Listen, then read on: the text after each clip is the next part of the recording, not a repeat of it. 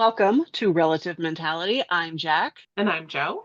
and we're not here to be therapists. We're here to be family. And today we are giving the tea on PTSD, CPTSD, and trauma that we have experienced. Nice and light. Yes, of course. Talking about grief last month and now all, super hardcore trauma, super, so easy. I mean, I think that makes it clear that this is just as much therapy for us as it is but anything else that we're doing with this. It's our own version of cousins therapy that we're going through. To be fair, too, it's like, especially with like these heavier topics, with society and even within our friend groups, like not talking about it because it's like, it's taboo, or like, I don't want to feel weird or whatever. It's a little self-serving of like, I'm gonna put myself out there. And if it resonates with you, you don't feel so alone. Especially with these heavier topics, it can feel so isolating. Like, and you're Yeah. just like, obviously bad things happen to people, but like, I had this really bad thing happen to me and I don't want to trauma dump. I don't want to put this Mm. on other people. And so, I'm not going to go hardcore into super hardcore details about these really shitty things that happened, but I'm definitely going to talk about it a little bit so that it might not completely resonate, but there might be inklings where it's like, oh, Jack experienced this. I experienced something like that. Maybe I need to talk to a therapist, or maybe I need to talk to some other friends. Because I find a lot with mental health, with the isolating aspect of it, there's a spiral that can occur with not talking about these things. And I know that that's kind of what we're trying to do with this of you're not alone. Let's put Mm. that life, oh God, what's it called? The little circle things on the boats. The life raft, or the Like a little, life preserver. yeah, throwing that out so that you're not caught in the spiral, Like that's, yeah, all I can think Sorry, of is I'm lifesaver. and all I can think now is someone just throwing a boat at someone who's drowning. Be like, you're Man fine. Now get off. overboard, throw a boat at him, he'll be fine.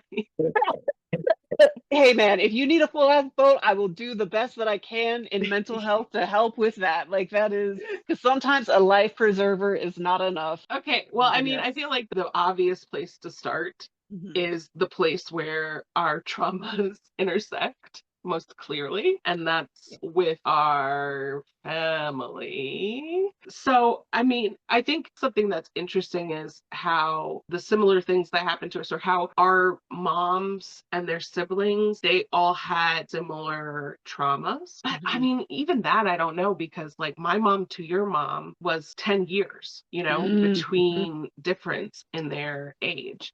So when your mom was 7, my mom was already like getting married. Even there's like a difference in it. But throughout our family, it's interesting, certainly, to see what has been traumatic and what ways that we have responded to it. I think that from what I can see, very much, again, our moms and their siblings, I think there was a lot of abuses and a lot of trauma that they faced. And I think in many ways, a lot of us were protected from some of the more extremes of how they were treated. But in a way, I think that it sort of maybe lost some of the physical aspect of it, but became like more of this mental thing, right? So it's easy to be like, well, I didn't beat you, so like Right. you're cool, right? Like you got a spanking versus a beating. Right. So like Right. everything's fine. And not even to say that the spankings were the worst things that happened.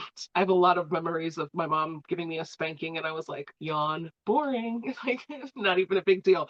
But like the mental stuff, that's the stuff that is still like haunting my dreams. And not intentionally, not anything that my mom ever was like, I'm gonna treat this kid like crap. And everything that she did, and our family in general, everything our family did, I really believe that they had the best in mind for us and really did want good things and continue to want good things, Oh yeah. even though they continue to also act from that place of trauma sometimes. Well, and it's one of those things too where because we're older than dirt and lived and grew up in the 1900s, as the youths say, there was a lot of you have a roof over your head. I'm not beating the shit out of you. You're fine. And there also wasn't a lot of conversations, like we have mentioned in the past, so not to beat the horse too much, but it's like because there was almost like an ignoring or let's just not talk about what happened to us. Well, I'm not doing what happened to us, so I'm better. And it's like, yes, but also, this is really where I meant to go, was due to us growing up when we did, mental abuse and emotional abuse weren't really a thing. Not that it wasn't Mm. happening, but it was not. Didn't get talked about in the same way that it does now. And I Oh, don't think we 100%. realized how much of the way that parents raised us, maybe without the same kind of autonomy and never having to explain themselves to us and like do as I say, not as I do, all of that stuff, because of that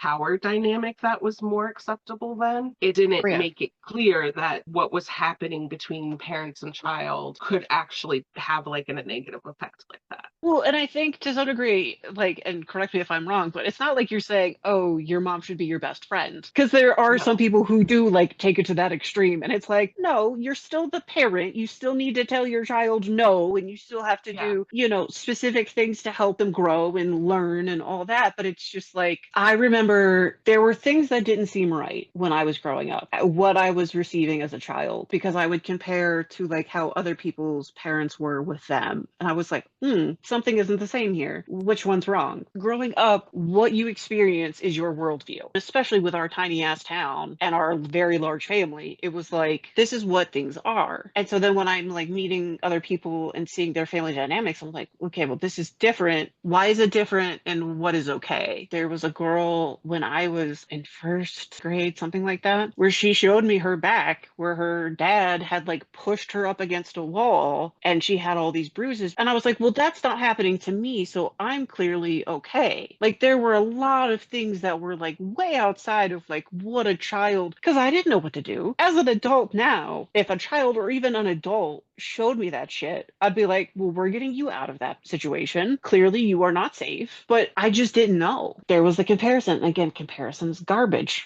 Because that's not helpful. But it's because, you don't know what you don't know, Mhm. which I'm sure we're going to say pretty much every episode for the rest of time. So it can be difficult because it's being normalized all around you. Like you said, maybe this is happening to me, but maybe it's happening to everybody else. That's a conversation I've overheard my cousins having with their parents, or that's the way that my aunts and uncle discipline them. So it must be okay because not just my mom's doing it either. Like this is happening in other places or these behaviors. And honestly, a lot of what was in the long run traumatic to me was a lot of the onsaid expectations. I think Mm. it's easy to think of trauma as an event, but it was those sorts of expectations about who you had to be. And if you were not being that person, what that meant about you and how that affected you. I mean, I can think to the first time I got a B, I was in like second grade. I hid under my desk and I cried because I was so scared and intimidated to take my first B home because there had been so much pride about how smart I was and that I got all A's and I got all of these good grades and school was important. My mom was going to nursing school and getting her NP. Like being smart, I think was always something in my family, but I think in our larger family too, being smart so you can get out and you can make more money and you can have a better life. And like, you got to have that push, push, push. So the first time I got a B, I'm like, oh shit, I've done the most ridiculous, terrible thing I could have done to the point where I'm having just a lot of anxiety and I'm under my desk crying. And my teacher's like, dude, it was a B on the spelling test, calm down. But those ways that those expectations were put into place became like complex trauma in some ways because it had to do with how I viewed myself and how I thought other people were going to view me as well. And my fear of not being viewed as perfect or good. That is so interesting because my mom is a very different person than she is now. Mm. And there's reasons for that. There's a lot of conversations that her and I have had that have been very productive and insightful for both of us. But I always had looked at your mom as the strict aunt because our one other aunt, the one that lives by me, because her children were so much older by the time she would babysit us, like everything needed to be clean in her house and like don't really touch anything in her house. But like she pretty much just like let us run around in the yard and like super fun. And then your mom, I'm just like, I'm at attention. yes, what would you like? I'm just like, don't upset her. And I think that was also, again, this is in a loving way. She just had that resting bitch face. And so Oh, I'm for just sure. like, and as a child, you don't know what an RBF is. And so then I'm just like, she's always mad. So don't do anything that would make her more upset. But no, that's so interesting. Because again, like with the initial generation experienced, obviously your mom would have experienced it more than my mom because the main source of it Mm. died when she was almost 13. I thought she was 16 when he passed, but it was actually right before her 13th birthday. But my mom, I was terrified of her because she screamed a lot. Mm. And I have told her this, but she never hit us and she never Mm. threw anything at us. But I always wondered if today was going to be that day that we would throw her over the Yeah. edge. And then it was hard too with the small town that we were in. Obviously, she wasn't like that outside of the house. And so people would be like, I don't understand why you have this problem with your mom, or like, She's that's so not how I see her. nice. You have such a nice Right, mom. She's so sweet. right, She's mean. She right. gets angry. And I'm like, yes. Behind closed doors, this woman does not have her mask on. Are you talking about your mom or my mom? Both. Okay, great, Both. great. Okay, all right. And this is why we have these conversations because it's so funny that you mentioned the story about the bee because I got my first ever C in fifth grade and it was in the gifted math. And I had no idea. I was terrified to tell my mom because I did not know what that meant. And I had to come clean because it's on the Mm. report card. And she was like, Jack, I haven't been able to help you with your math homework for years at this point. Like, are you trying? And I said, yeah. And she's like, that's all I could ask for. And I'm just, as a kid, I'm like, I thought I was going to get my ass beat, or I thought, like, I didn't know what was going to happen. Well, I think another thing specifically with our family is that I think there was a lot more getting physical with kids as punishment, spanking, etc. for the older generation of kids than maybe for Mm, us. Like my brothers who are a bit older, I think they experienced some more physicality from my mom than I did. But it was also the 70s. It was like a very different time. She was in a very different place in her life too. So yeah, I think part of that is we knew that violence was something that could happen. We knew that physicality was not outside the realms of what could and did happen in our family at some point. So even though maybe by the time we're getting to the 90s, there's a lot less of that, there was sort of always a knowledge that, like you said, like this could be the time where we push over the edge and go into that place. That isn't a place that is so beyond reality that we don't even think it could happen. It was like just on the other side of this dam of emotions that they were holding in or holding up. So like the emotions keep coming and they keep getting stronger and stronger and stronger. When is that dam going to break? And then we go into the point where out comes a belt or something like that. Again, I'd say the same thing. My mom spanked me a little bit when I was young, wasn't really all that. Kind of remember, he might disagree, but one of my brothers, a moment where I came out and she was like, that's it. And I got a spanking and I just sort of looked at him like, hi, like I'm okay, nothing's happening. And like him being so like, what? Get a spoon, find something else. Like, how dare she get to go away from this spanking, just like pretending to cry or whatever. But yeah, so it was, again, there was this knowledge that that is what our parents had went through a lot of physical stuff. That's what our oldest siblings probably went through in the 70s, early 80s, that kind of stuff. So even though it wasn't something we were dealing with on a regular, there was enough of a threat of it. That's what made the emotional and mental stuff more invasive because we knew there's always the possibility of us going over to that other side where there's also physical stuff happening. I also want to say that not like I'm trying to be like everyone in our family was out here just like abusing kids and beating them or anything like that. I think it was like very typical of the time and what people thought was appropriate in well, and rural that's Ohio in the 80s and 90s and whatever. But again, having that knowledge that that is a place where we could go is enough to somewhat keep us in line. well, what I was going to say too, to further the point that you just made, was the fact that it's like societally, even there, it's like you would hear adults talk about like some other kid, like not even within our family, just like out and about, some kid acting up in a restaurant or a mall or whatever. And it's like,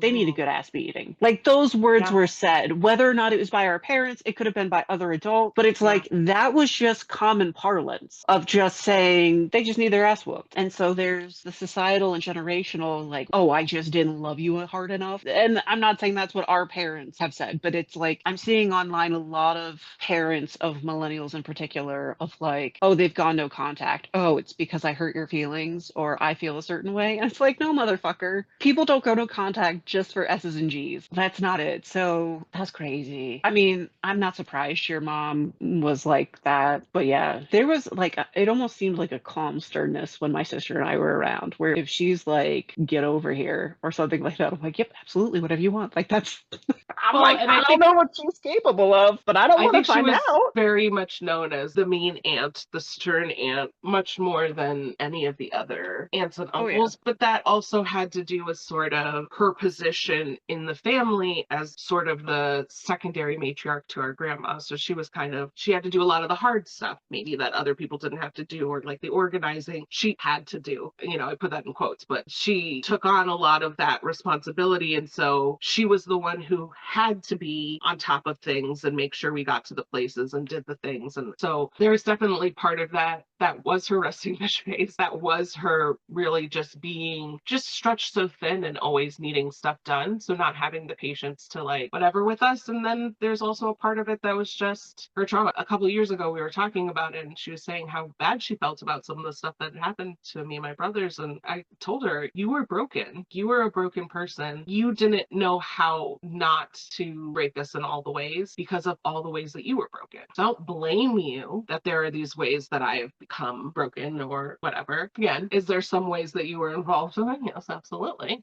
But do I really blame you? No, because I can see the human that was trying to do better. And I think honestly, one area that was always a large place of trauma for me that sort of was related to our family and not was relationships because of how we interacted as family members with each other, but also the sort of relationships that we saw. In our family, one aunt and one uncle have had just one marriage. Mm. All the other aunts and uncles have been married twice or more. And I can think back to pretty much at least one marriage for each of them that was not such a great marriage, right? Or relationship, like long-term relationships with people who weren't all that great. And definitely my mom included, you know, so I don't think we always saw like healthy relationships, like family relationships, friendships, romantic relationships. I don't think we saw necessarily all of those things being presented to us in a healthy way. So I think that it was like a slippery slope into having really unhealthy relationships with people as I became older, started to get into romantic relationships, or just even like long-term friendships, like how those unhealthy patterns that I saw kind of got mirrored within me, especially before I sort of did some of my own work. It's one of those things where it's like, if you think about it, the relationship that you see between your parents, whether it's still your biological parents or, you know, step parent situation, and their relationship with you, that is what you were told is unconditional love. Hmm. And so then when, whether or not you actually know it in the moment, or it takes years for you to reflect upon it, but you end up experiencing very conditional love. If what you think is unconditional, but is conditional, and you start going into romantic relationships, you know, I very Yeah. much so ended up in ones that were like the first relationship I ever was in college because he showed interest in me. Like Oh that was yeah. it. And I'm like, girl, the bar is in hell. Like that's, you need to raise that shit looking Yeah. back. But, you know, and then other relationships that I was in very much so were not ideal. And we can kind of go into that in a minute. But with the whole family thing, there's even times like with therapy and working through different things that I didn't realize were impactful until going and doing therapy, where I was like, oh shit. You know, at one point, my therapist was like, was this a safe home or did you have no safe homes and you needed a safe home as a child? So this was just your safer option, but it still wasn't really that safe. And I was like, oh, there were some things that it's just, like I said, if the love that you were given as a child is what you think love is, then when you go and looking for it in romantic relationships, you have such a skewed image of love that it's, you can find yourself in some very dark and bad places that are hard to get out of. One of the things that I've seen is in relationships with not just romantic, but even with friends sometimes, is like a bit of codependency that Mhm. very much mirrors the codependency between my mother and I. So when I was about 12, we moved an hour away from where most of our family lives. And this was at a time where the majority of our family was still in one county. And so we had moved away. So then it was just me and my mom, which had already sort of been that way. You know, she had been divorced for many years and my brothers were out of the house. But like, it became very insular then, where it was me and my mom all the time together. And it sort of turned into like some unhealthy codependency for sure. Both of us coming from a place of love and wanting such good things. But because we became so close and dependent on each other, when I became a teenager, almost turned into something I was bitter about and Mm. wanted to fight against. So it actually ended up growing distance between us because we had been so close and so involved when I was taking probably more space than I rightfully should have had because I was still a teenager, you know, about how much that strained our relationship. And even my current best friend and roommate, I have been very honest for a long time about the patterns of codependency that are in our relationship. And, you know, it's something that we definitely have grown from as people and things have changed and whatever, but I can still see how I very much picked this bestie that mirrors some of that stuff that I had with my mom, not just because she's a tiny white lady who's a nurse and my mom is also a tiny white lady who's a nurse. That's not the only reason, but there are a lot of reasons for that. But then also in romantic relationships, like basically I was choosing men who were like my stepfather, my mom's ex-husband, and it never worked out. It never worked out. There was so many negative things. There was a lot of emotional abuse I put up with because I had seen that modeled with my mom in her relationships. And so I thought that was a natural part of especially a male female romantic relationship was the power dynamic of the male being more than the female or having that sort of power differential, which at the same time really went against a lot of the things my mom had set out to teach me. She had set out Mhm. to teach me to be a very independent person with all the things that she brought to the table. But all the things I saw with my, you know, little ones have big eyes and big ears, all of those things that I saw and that got into my head, those are the things that ended up affecting me. So I finally found a man who's like my biological dad, who's couldn't be any more different from the other men my mom has ever been with in front of me. I finally found a man that was like my dad, and he's different from everybody I ever met, and now we're married. It I was is wondering if you meant your current one, and I'm just like, and I'm like, yes, because I barely know your biological dad personality wise, and I'm just like looking at your partner and then your dad, and I'm like, hold on. I was like, just what do you not, mean? not physically like my Yeah, dad. I got that now. I was Surely, like, I surely. was like, I But think your dad even has hair. uh, Not to throw shade. I'm gonna tell my husband you said that. It's okay. He won't listen to this. He won't. No, personality wise, more I like got you. my dad in like being gentle, being more chill, not necessarily being like, this is what your place is, this is what my place is, coming at things from just a different sort of attitude. And then looking back and being able to realize, yeah, I was in a lot of emotionally abusive relationships. And it was because between my mom and the movies, that is what I believed was normal for sure. One of the relationships I was in, it was supposed to be more of a situationship type of thing. At one point, it enveloped into being something slightly more, although I tried my best to keep boundaries. Again, not raised with boundaries. It quickly evolved into just being emotionally and mentally incorrect. I'm not going to be very articulate. Unfortunately, my emotions will be leading this part of the conversation. And But that's fine. okay. Like this is gonna sound so cliche with the fucking world, but it's like thank you for giving me space to like feel these Yeah. feelings. Ultimately, you know, even though I was seeing a therapist at the time, I did not even realize how cyclical everything was. And Mm, again, when you're raised in a mentally and emotionally abusive home, and then you think that that's what love is, and you're still young and you're in these situations as an adult, even though you're young, you're like, okay, no, this is how, you know, this is fine. And I realized after the fact that my therapist was asking me how many drinks I was having and all of this because I was probably tiptoeing with alcoholism because it was like I was thinking of my next drink whenever I'd get home because I had to have at least one or two drinks because mm, it just was not a good place. And There was a lot of somewhat coded threats. I don't necessarily want to go too into the details about it, but there definitely was, it wasn't overly like, I'm going to beat the shit out of you. There wasn't a whole lot of extreme shouting or even anything like that. But it's just like, especially when it started to dissolve, there was like I'll always know how to find you. I know how to pick locks. And so it is still something that will every now and again pop in my head. It wasn't until my friend who I would see every day, I told her that he had done this really nice thing for me where he like got me flowers or something like that. And she's like, well, yeah, that's what he does. She's like, Mm, he does something wrong. He then gets you flowers. You then get comfortable. Then he does something again. And it's one of those things where that relationship fucked me up so much because, again, it wasn't even meant to be a relationship for the most part. let me say Go this ahead. real quick.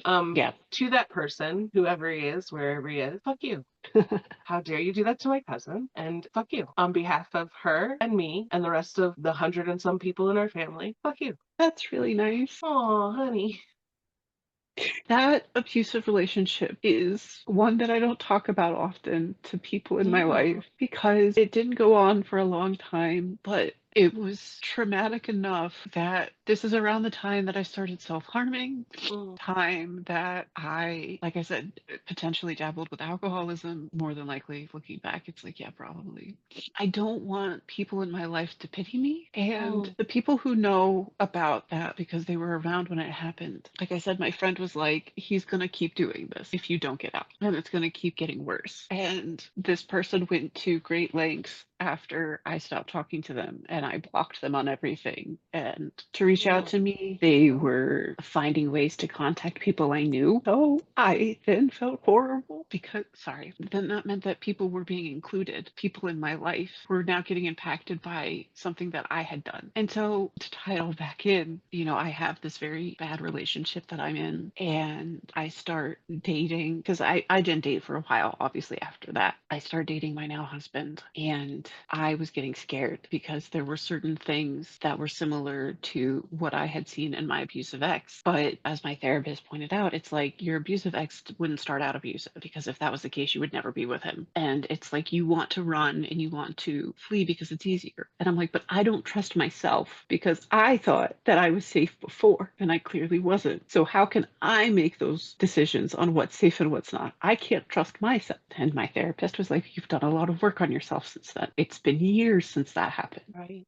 You've had those years to learn and to grow and to understand and to better see negative patterns. You're smart enough now that if you start to see those negative things, you can run, but you're not seeing any of those negative things. So your words just impacted me because it's not something that I talk about a lot. It's very vulnerable. I feel very silly feeling sad about it, which I know I shouldn't. It definitely is something that is to tie into the theme, either PTSD or CPTSD. I don't necessarily know. Clearly, it's something not great because I'm fucking crying. But again, it's all weirdly tied in, like with the growing up a certain way. Because on top of it, too, if you think about it, even whether or not I recognize that my parents weren't that safe, they weren't people I wanted to have these conversations with on Mhm. how to have relationships. I was like, what the fuck do you know? You two got divorced, And we joke, but how many times have my mom gotten married? And then the people she dated. My dad didn't pick winners either. And so I was like, why would I talk to y'all about this? I think what you're talking about is the stigma that comes with, especially being in an abusive romantic relationship, whether we realize it or not. And the stigma of going back to something I think we said before, but well, it wasn't physical. You don't have bruises, or oh, they just hit you that one time, or whatever. All those ways to minimize the experience, especially when we're talking about emotional and mental abuse and neglect, too. If we think about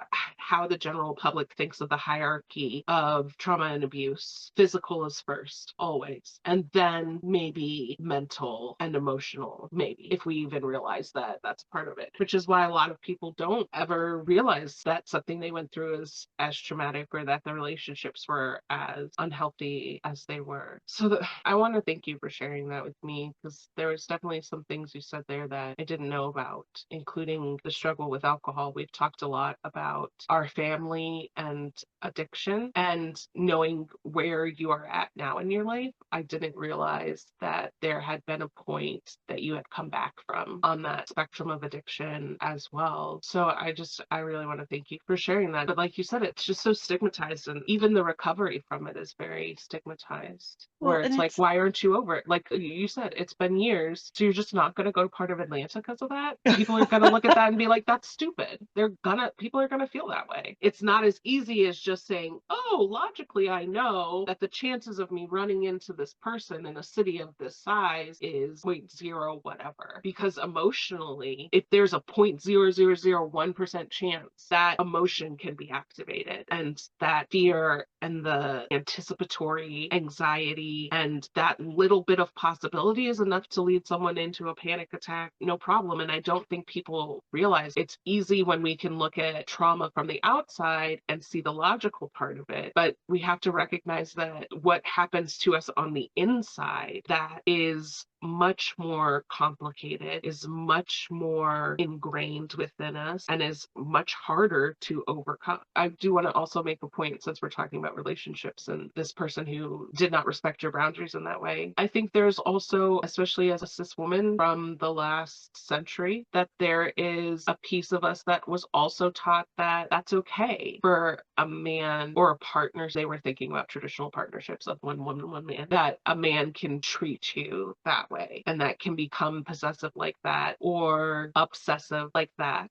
and that somehow it is out of love, or somehow we should just be grateful that we have that person or whatever. So there's a lot of things within our family, but within the world, that we were taught about our value and about our ability to set boundaries, that made it harder to get out of situations like that. right. And it's like, well, what did I do to deserve this? And not oh, what did I do? But it's like, no, I deserve this. What did I do to deserve it? Like Yeah. that's And realizing that manipulators and abusers and predators, like, they look for broken people because they know that that's the people they'll be able to manipulate, to abuse, to be a predator to. So yeah, it can be that, like, what did I do wrong, or I was too weak because I should have done this or I should have done that. Again, it's easy for people to look on the outside and say this is what you should have done, but when you're in it, and especially if you think you love someone or you think that you care about this person or this person cares about you, all of those emotions blur our ability to be logical and say, this doesn't feel right. This might not be healthy. Or even say, I deserve better. there's a lot and nothing to say at the same time, if that makes sense. Like Yeah, it's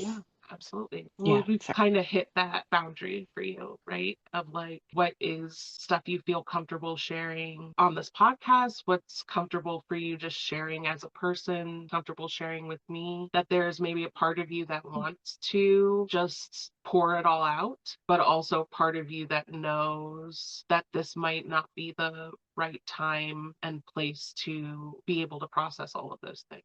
I mean, it's not like I've not talked to my therapist about this, and it's Yeah. not that, but it's more I'm like, I just want to break down right now. And I'm like, that's unhealthy. It's like, or not unhealthy, but it's like, that's not what's needed. We have a podcast to shoot. And I'm like, yes, focus on that, which is also not great. But I also don't want to, spend too much time on this just because I know there's so much more we need to talk about. Side note for you, like, it's not good for us to hold in those emotions and to push them down necessarily, but sometimes we have to realize, like, this isn't the time or place. Like, I don't have the space to be able to really feel this in the way I want to feel it. So I always try to encourage people, like, put a pin in it. Take these emotions, you're acknowledging them and that you need to feel this. Say to yourself, later on, I'm gonna address this. I'm gonna come back to this and let myself feel my feelings when I'm in a safe space and time, and I have the ability to be able to do it. So maybe, like, when we're done today, go and melt in your bed for a while and, like, cry it out and allow yourself to feel it, but, like, trying to acknowledge to yourself right now, like, hey, we're not going to express this fully. We're not going to go all the way down. That doesn't mean we're going to put it in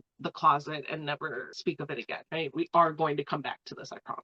Sort of giving yourself that promise for the future of being able to do it can sometimes help to make your emotions go, okay, we are going to do it and pull back a little. That was helpful, and that's kind of where I'll just kind of talk about it and then we can move on. To summarize the situation, it's like with how I was raised, what I saw, everything, it did not lead me to good paths until I did a lot of going to therapy, discovering a lot about myself. And so, I ended up in this bad relationship, whatever type of relationship it was. And it was scary and it was hard to talk about. And I still have not talked to a lot of people about it because of the shame I feel in it, because there is a lot of, well, why did you even stay for as long as you did? Not that I stayed for very long, but it's like I had to be very strategic to leave. I had to make sure that I kind of talked with the people that were helping me leave, have people help me leave, and make sure that I planned it so that he wasn't home when I left. And things fell apart, but I still ended up having my friends come and help me leave.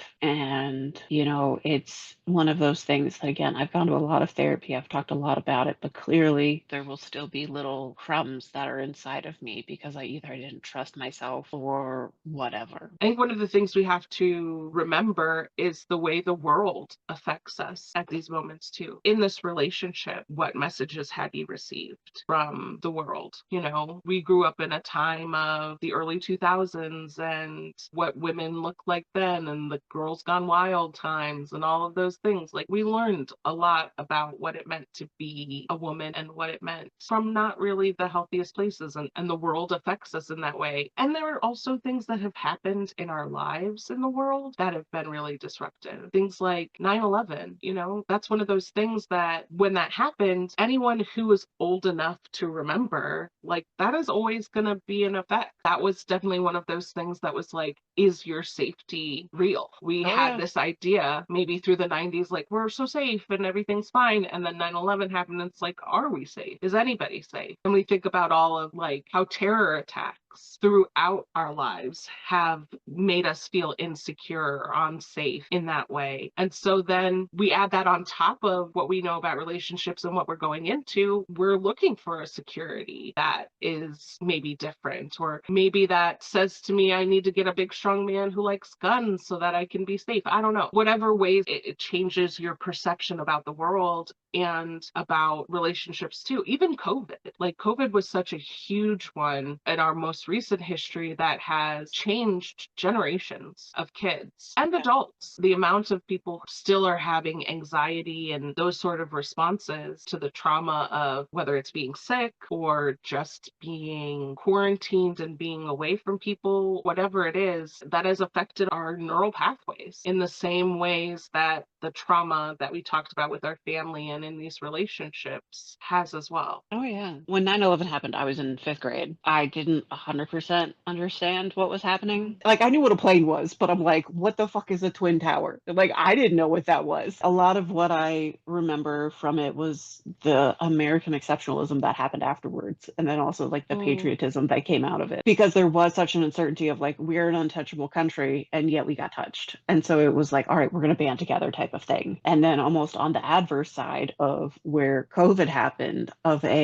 you have people that are like, COVID is here, it is not good, quarantine, take your shots. And then some people saying it's a pandemic. And when we were all quarantined in the beginning, I was living by myself in an apartment. And at the same time, the George Floyd protests are happening. And I'm living in Metro Atlanta. I'm hearing helicopters, I'm hearing sirens, I'm hearing chants, and I am all alone and I'm not supposed to leave. And, all of these noises that are going around. I had lived in the Atlanta area for a couple of years at that point, but it still is jarring to hear, and there's nothing you can do because you're not supposed to leave your house. Definitely, I'm much more like protest, yes.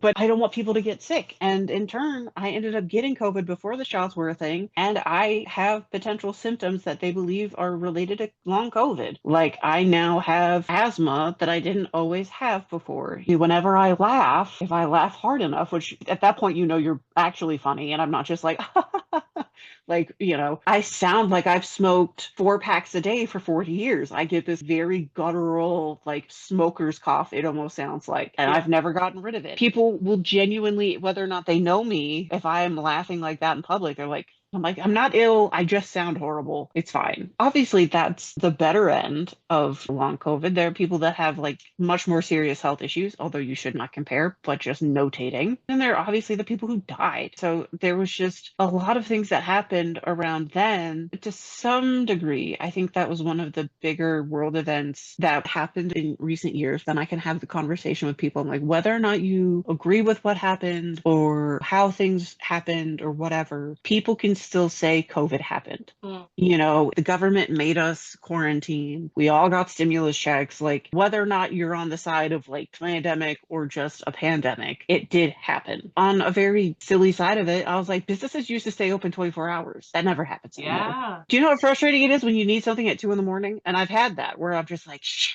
I need this thing and I need it for tomorrow and I can't get it right now, you know? And so the world literally shifted, even with the very like simple, no longer 24 hours. There's also the work from home, which became very prevalent. Now, somewhat going back away from that, but it's still, people then got to see, oh, I can be just as productive at home and also take care of my personal life, like do laundry while I'm in a meeting. So it's just crazy how there are good things sometimes that can come out of bad things. But it is also interesting to see how people react to Yeah. a global trauma. Yeah, and like how much the world affects us Mhm. and how much things that affect the world affect us. So we're talking about COVID, 9/11, those are maybe really American experiences, but I was gonna maybe say we COVID happened around the world. It wasn't just in that's true. Oh, America. sorry. I was Like, thinking I was just thinking of my experience. Okay, I'll say it again. like, where's your tinfoil hat? Like that's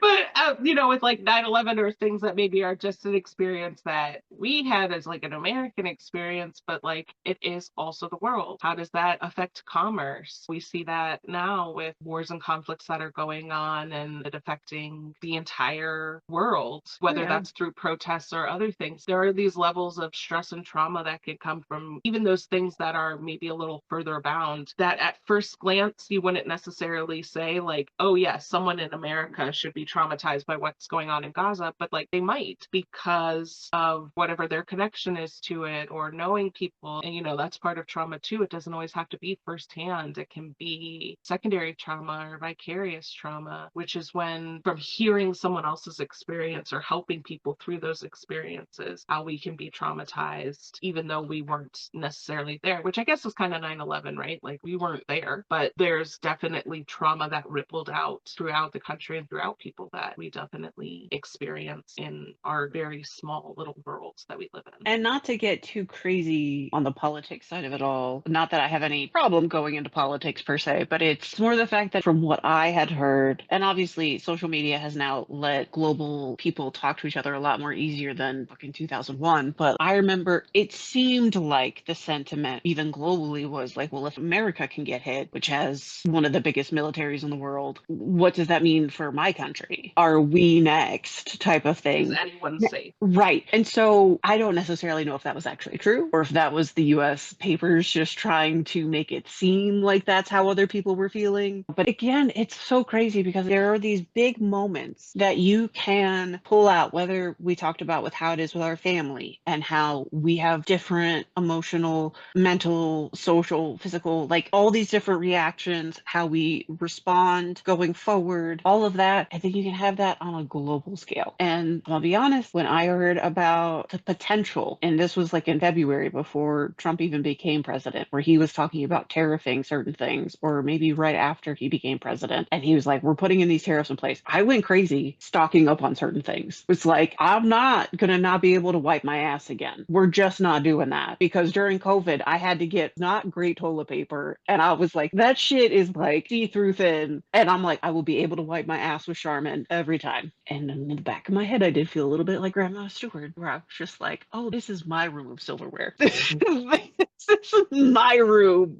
of plastic silverware and plastic cups. That's fine. This is I fine. mean, right now we definitely have two different fridges. Both of those are half full with just frozen meat that I like, what's it called? Vacuum sealed it. Yes. And that was the thing. I was like, I'm going to just go get tons of meat because everything else, I got a bunch of extra canned goods. So I did the same Absolutely. thing. I definitely had a response to that where I was like, ugh. But yeah, that one thing globally has stressed all of us to not feel sure or secure about where we're going to get the products that we are used to having for our everyday life, from eggs to toilet paper to delicious Canadian maple syrup and I guess iPhones. I feel like all technology stuff is made in China. Oh, 100%. And that's the whole thing is it's so interesting to see the parallels between what we experienced with COVID and then what potentially grandma experienced with the Great Depression. You know, the fact it was like stock up on shit. Like that is generations difference. And yet our responses are the same. Now, is that because we grew up in the same family? Or is that because that is a universal hunter-gatherer thing that's just inside of us? To some degree, it's like, okay, I feel crazy. Other people telling me, girl, you are crazy. And then I'm like, well, when I can wipe my ass and you can't, get a squirt bottle, bitch. You know, and it's just one of those things where I'm just like, get a hillbilly bidet. I don't know, just a squirt bottle. I don't know. I'm just trying to protect myself. That's all. I can barely aim those things to get my cats to stop doing stuff. I don't know if I could blindly shoot my you and your spouse just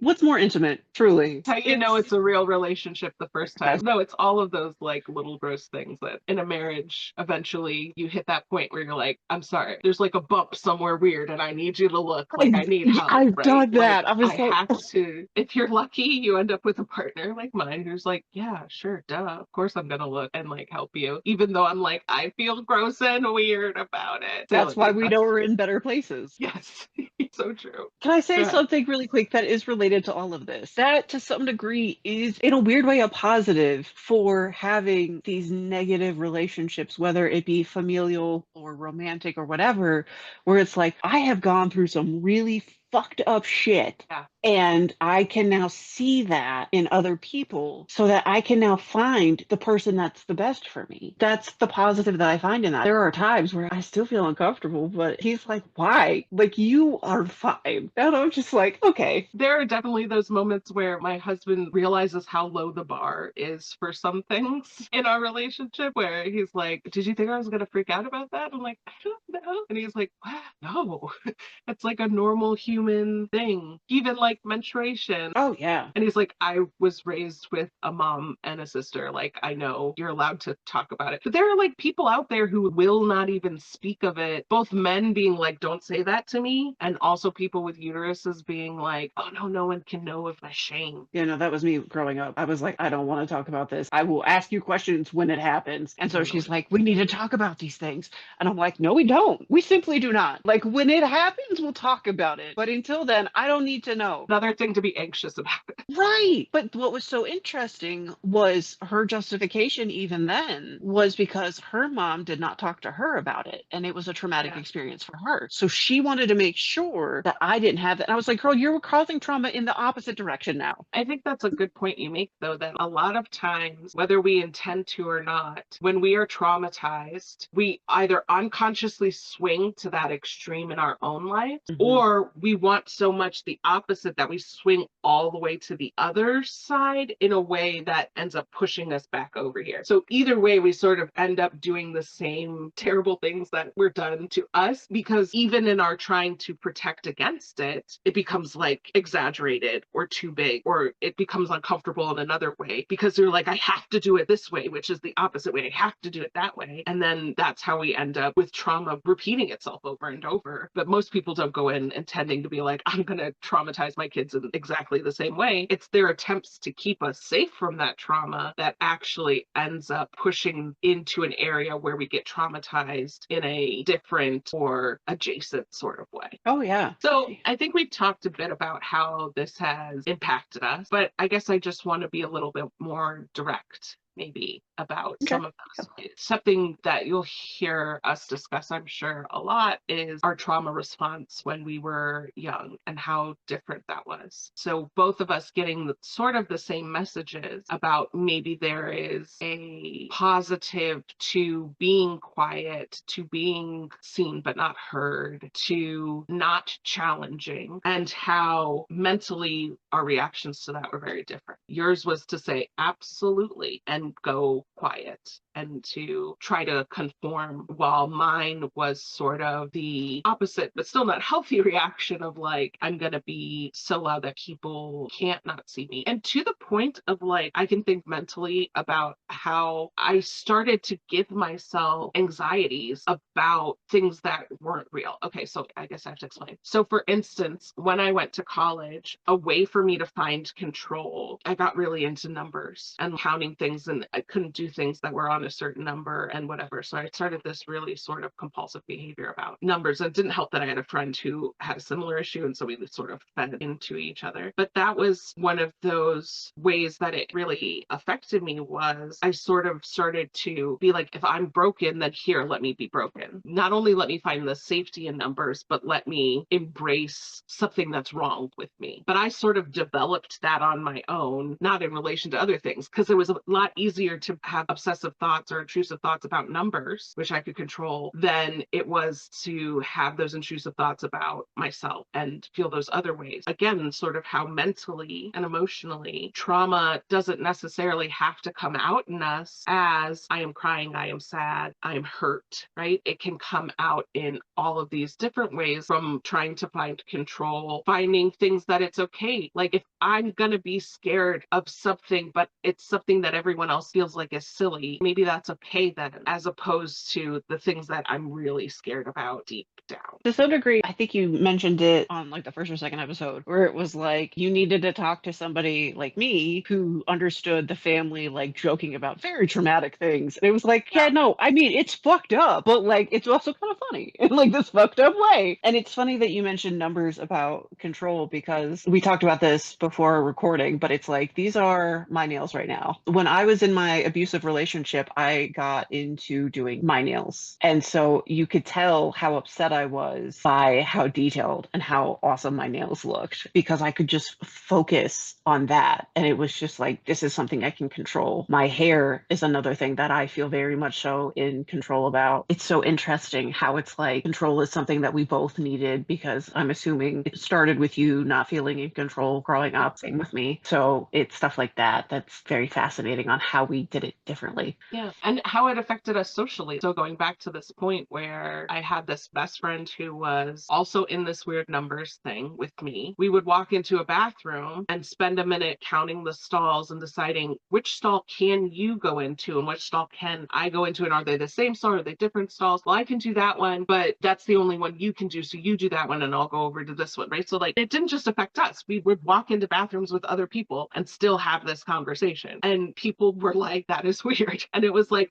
we found safety in it because we were doing it together. So it made us feel a little more like, oh, it's just like besties. We do it together, and made it a little bit more okay. But it affected us socially for sure. Like people noticed. And there are plenty of little eccentricities that I've sort of allowed myself over the years as a defense mechanism. So I don't have to look at the things that really I don't like about myself, but that, yeah, have affected me socially, just because people are like, what's your problem? Or like, why are you being weird about this thing? Or, okay, hold on, we gotta wait because Joanne's gotta figure out if she can like come into this door, or whatever the sort of things are. But so it's not just the mental and the emotional, which I think are the ones we first think about, and maybe physical, but there's also the way that that can affect us socially and in relationships, not just like the unhealthy, toxic relationships we're getting into, but also just friendly relationships we're having, how we can even present ourselves at school or at a job, and what people perceive receive from us and what we're willing to let people see from us, or the way that maybe we're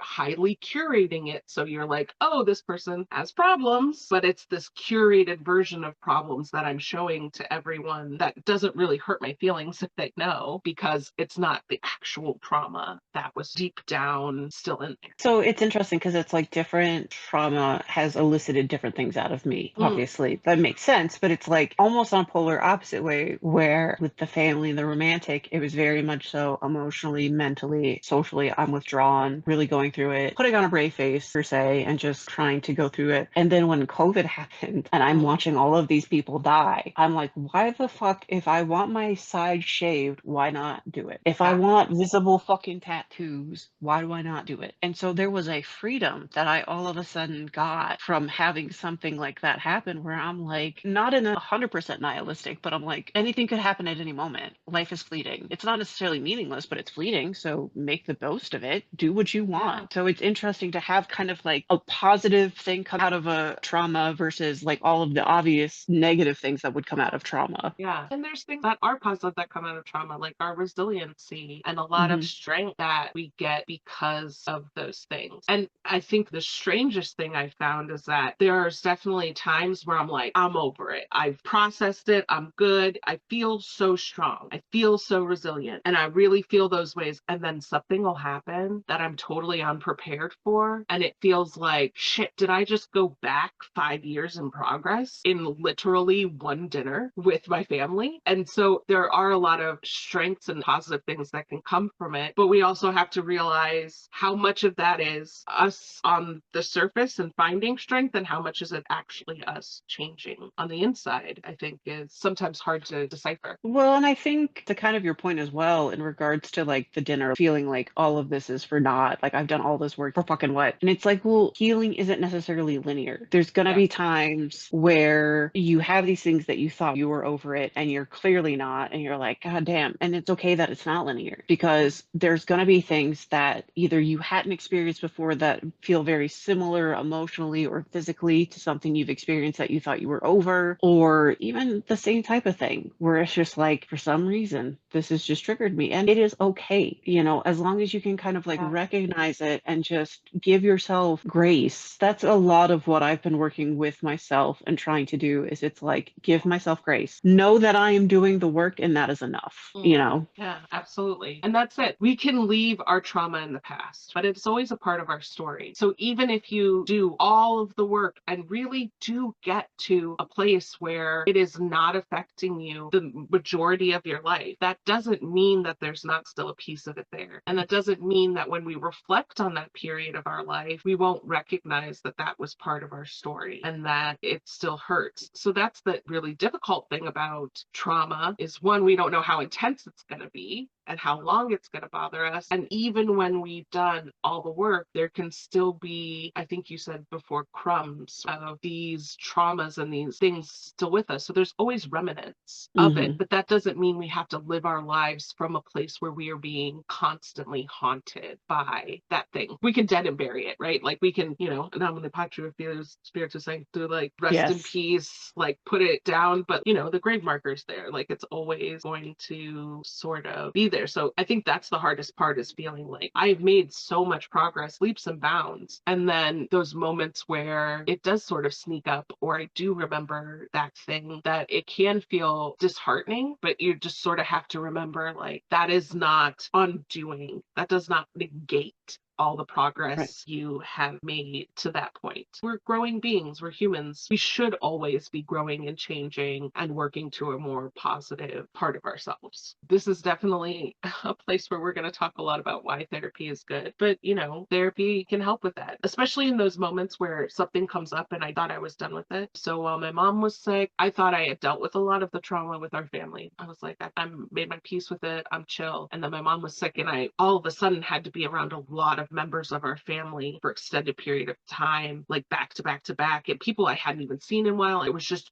so overwhelming that I became totally dysregulated. And I was like, okay, I need to go back to therapy to get me through this. And I probably only saw that therapist for like 6 months while we sort of worked through it. And then, tell the truth, me and my husband are in couples just to like make sure everything's good. But I'm okay with just having that space to be able to process things. So it wasn't like I went all the way back to the beginning and had to start my mental health journey again. I just had to get a tune up. I just needed a tune up and realized, okay, some of this gunk from before we thought we got, we did not get, and we need to readjust and re-explore them so that we can put them back down. Well, and there's even things where it's like not even the same type of gunk, but you're like, shit, there's gunk that I didn't even know was there. Yeah, And yeah. it's just like, oh, okay. And again, I understand that with how everything is in at least the US and healthcare, it is very hard potentially Mm, to get a therapist. And so that's why I definitely say friends and family are also, if they feel safe, are good people, especially when I have felt like I am drowning oftentimes, where yeah. it's just like reaching out to some of those people. And I'm like, there are times where I literally would just come to my partner and I'm like, I just need to cry. I'm like, I Mm, don't want anything solved. I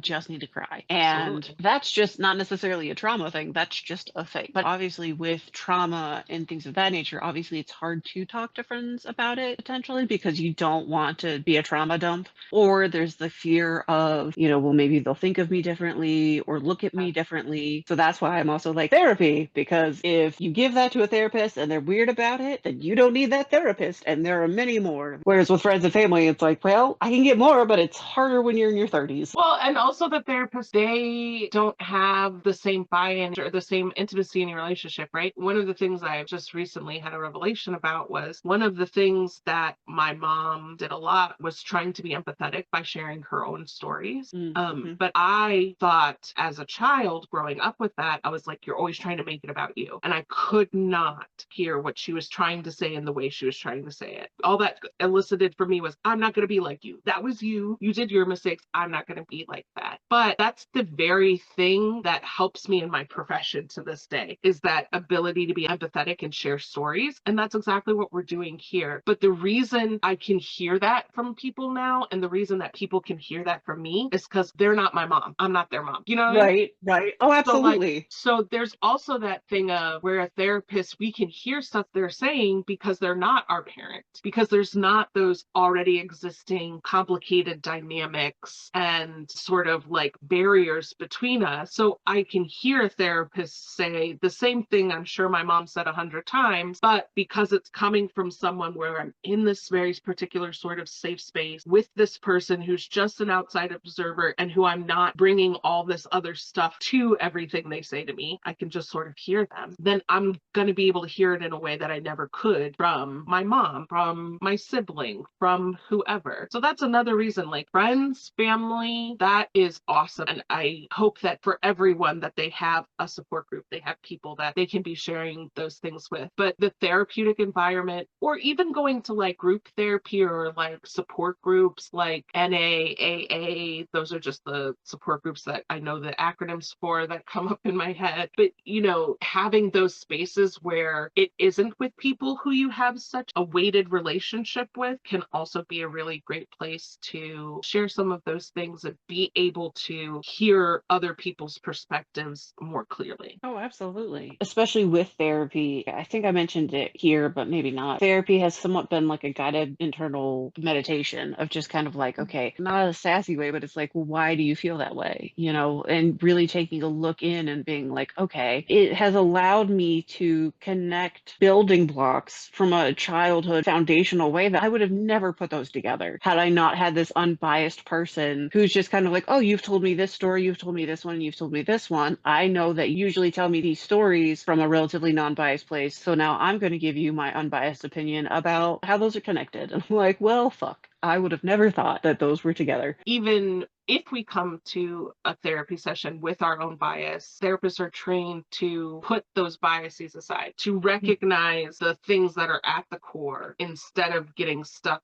on the perception, the biases. And that's when we get to the place of like, what did that make you feel like? Or did they actually say that to you? One I always say is like, who told you that? Who told you that you're this or you're that? Who? Is it just your brain? Because if so, don't trust that bitch. Anxiety is a lying bitch. Do not trust her. So yeah, there's definitely that sort of having that space to have that challenging that is not dependent on the details of the story and not dependent on what happened, but more just dependent on how you reacted and how you felt once those things happened.